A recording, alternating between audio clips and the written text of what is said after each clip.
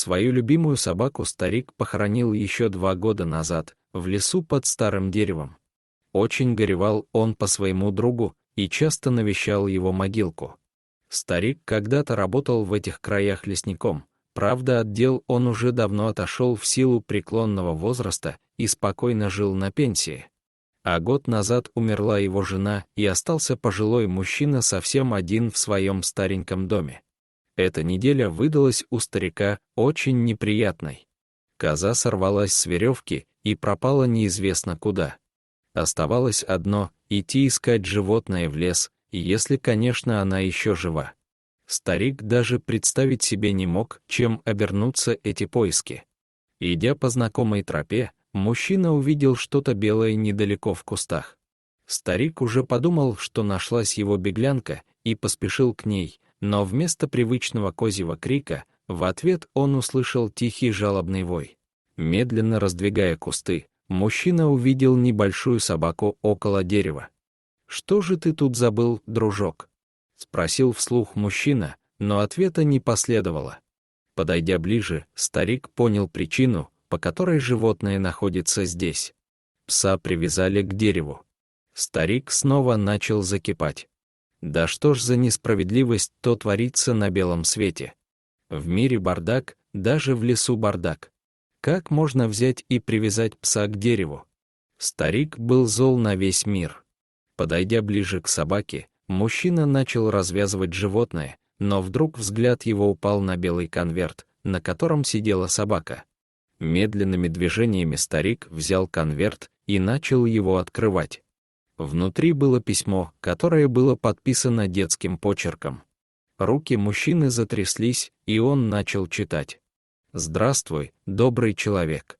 Если ты читаешь это письмо, то я надеюсь, что ты действительно хороший человек, раз подошел к моей собаке.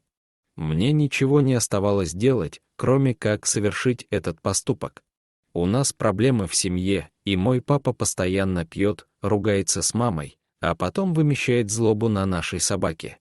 Я не смог больше на это смотреть и решил защитить пса, поэтому отвел его в лес. Пожалуйста, заберите султана к себе».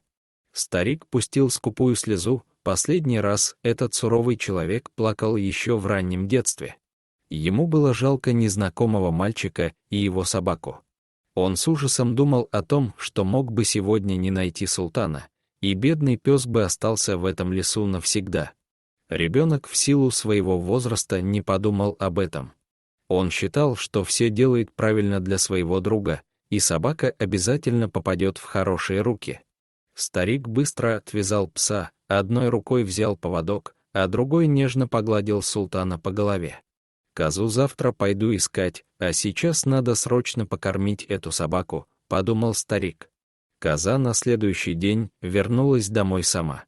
В доме у старика началась новая, тихая, размеренная жизнь. С тех пор прошло несколько лет. Здоровье старика в последнее время стало подводить. Все чаще у его дома дежурила скорая помощь, все реже он ходил гулять с султаном в лес. Даже в магазин за продуктами пожилому мужчине было трудно дойти.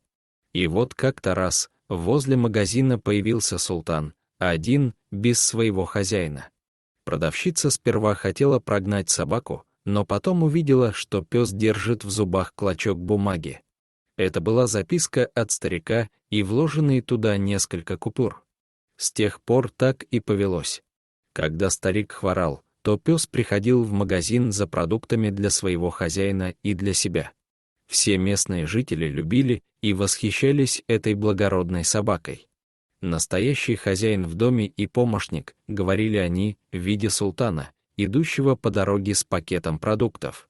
Соседи всегда знали, что старик болен, и спешили к нему на помощь, помогали ему по хозяйству, покупали для него лекарства, ведь в аптеку султана с запиской не пошлешь.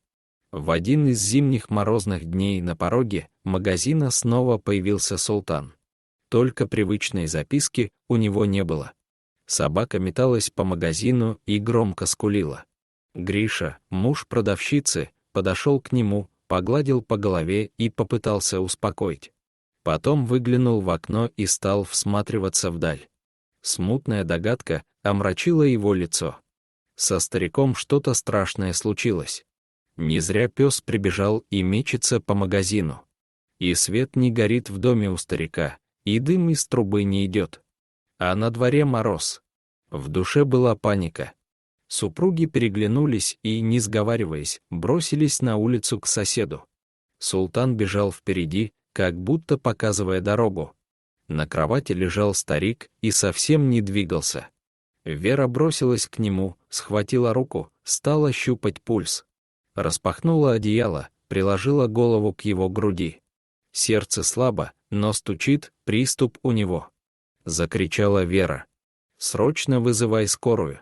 Скомандовала она мужу, а сама начала оказывать старику первую помощь. Скорая приехала быстро, и старику помогли, хотя в больницу он ехать отказался. Он боялся оставить султана одного, ведь сегодня тот спас своего хозяина от смерти. Дорогие зрители, если вам понравилось это видео, то ставьте лайк и подписывайтесь на наш канал. До свидания.